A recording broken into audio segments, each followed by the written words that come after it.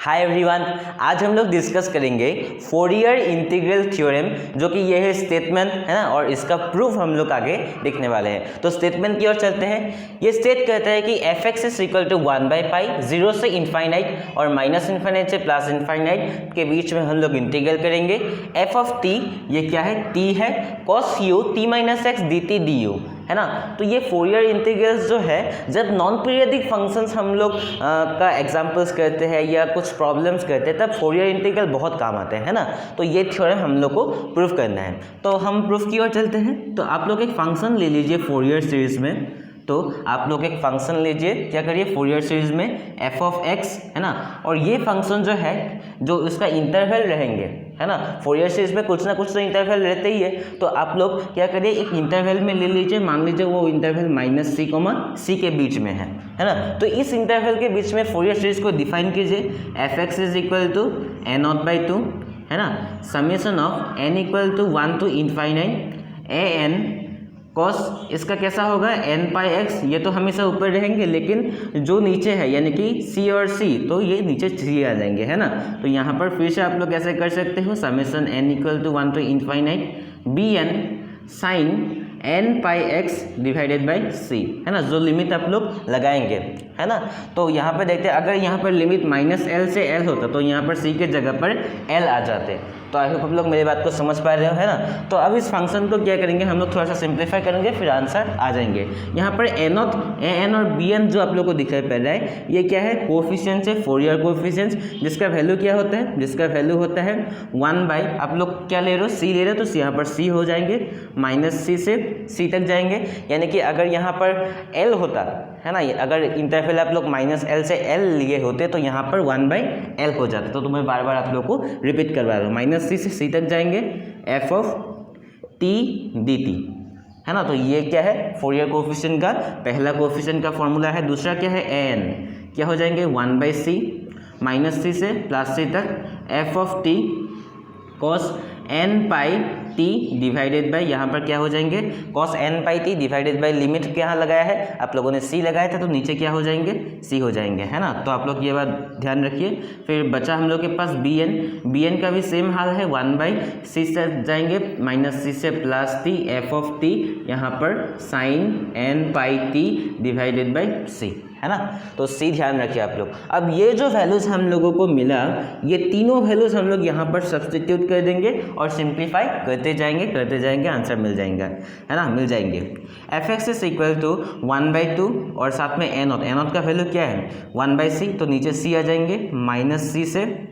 सी तक जाएंगे, F of t d T, इसे जैसा है वैसा छोड़ दीजिए, वापस कुछ भी करना नहीं। यहाँ से हम लोग क्या ले सकते हैं, ये summation of n equal to infinite को कॉमन ले सकते हैं, कॉमन ले लेते हैं, n equal to 1 to infinite, और अंदर क्या बचेंगे, ए एन यहाँ पर क्या है, 1 बाई सी, माइनस सी से सी, F of T cos N pi T divided by C. ये तो हम लोगों ने एफ एन का ए एन का वैल्यू लिखा, साथ में क्या था, यहाँ पे साथ में डी टी भी आएंगे, ठीक है ना। तो मैंने यहाँ पर लिखा नहीं है, लेकिन साथ में यहाँ पर डी टी भी आएंगे और यहाँ पर डी टी आएंगे है ना। तो यहाँ में साथ में डी टी आएंगे, लेकिन साथ में ये लिख लेते हैं cos N pi X divided by C, साथ में डी टी। ठीक उसी तरह यहाँ पर भी क्या हो जाएंगे, सेम रहेंगे, 1 बाई सी उसमें भी आएंगे, तो 1 बाई सी हम लोग कॉमन ले सकते हैं है ना। देखिए, क्योंकि यहाँ पर भी क्या है, 1 बाई सी है, तो 1 बाई सी हम लोगों ने कॉमन ले लिया है, तो माइनस सी से सी तक जाएंगे, एफ ऑफ टी है ना, sine N pi T divided by C, साथ में क्या आ जाएंगे, sine N pi X divided by C, साथ में डी टी। तो ये हम लोगों ने ब्रैकेट को रख दिया है, यहाँ पर डबल ब्रैकेट होगा, तो आप लोग वो ध्यान रखिए है ना। कुछ भी डाउट हो तो आप लोग मुझे कमेंट सेक्शन पर बता सकते हो। अब क्या करेंगे, ये और ये जैसा है वैसा रखिए, सिर्फ इसको सॉल्व करते जाएंगे है ना। तो इसको जैसा है वैसा लिखिए, यानी कि 1 बाई टू सी, माइनस सी से सी तक जाएंगे, F of t d T. अब हम लोग क्या कर सकते हैं, अब हम लोग यहाँ पर एफ ऑफ टी भी कॉमन ले सकते हैं और माइनस सी से सी तक का जो इंटीग्रल है वो भी कॉमन ले सकते हैं। यानी कि यहाँ पर सिर्फ कॉमन लेने का प्रक्रिया यानी कि स्टेप क्या है, बच गया है। तो 1 बाई सी हम लोगों ने कॉमन लिया था। अब क्या करेंगे, माइनस सी से सी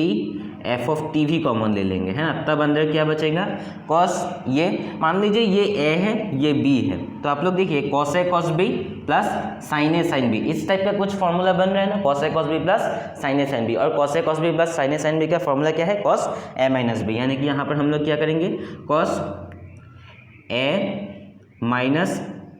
कॉस बी, या आप लोग लिख सकते हो कॉस ए माइनस बी, है ना, तो यहाँ पर मैं ऐसे लिख रहा हूँ और b को n pi x by C, साथ में यहाँ पर dt है, यहाँ पर भी dt है, तो आप लोग dt को बाहर रखिए ऐसे, है ना। तो आई होप हम लोग यहाँ तक समझ के, है ना। तो यहाँ से हम लोग क्या करेंगे, मैं 10 लेके आ जाता हूँ, तो यहाँ से हम लोग क्या करेंगे इसको रब कर देंगे, सिर्फ इसको सॉल्व करेंगे आगे, है ना। तो ये वाले मैं रब कर देता हूँ, आप लोग वीडियो को पॉज करिए और साथ में लिखते जाइए, है ना, साथ में क्योंकि बाद में लिखने का मन नहीं होता है ना। तो ये इंटीग्रल थ्योरम आप लोग को एग्जाम में शायद 2 मार्क्स 3 मार्क्स या 5 मार्क्स के लिए शायद दिया होगा, है ना। तो आप लोग इसे प्रूफ करते जाइए, कुछ भी यहाँ पर क्या है बहुत ही हार्ड नहीं है। तो ये तो सेम रहेगी 1/2c माइनस सी से सी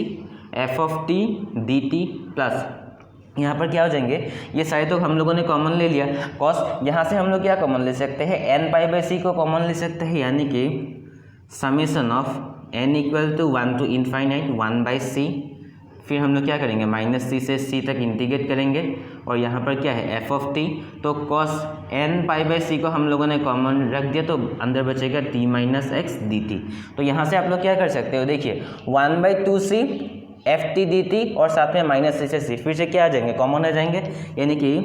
1/2c माइनस सी से C F of t d t को हम लोग कॉमन ले लिया इन दोनों टर्म से, ये टर्म और ये वाले टर्म, तो यहाँ पर तो 1 बच जाएंगे क्योंकि इसका पूरा टर्म हम लोगों ने बाहर ले लिया है, तो यहाँ पर सब है लेकिन 2 नहीं है, तो 2 यहाँ पर मल्टीप्लाई हो जाएंगे। तो साथ में क्या है n equal to 1 to infinity 1/c को हम लोगों ने कॉमन ले लिया है, माइनस सी से सी का इंटीग्रल भी हम लोगों ने कॉमन ले लिया, एफ टी को भी हम लोगों ने कॉमन ले लिया, अंदर बचा क्या cos n pi by C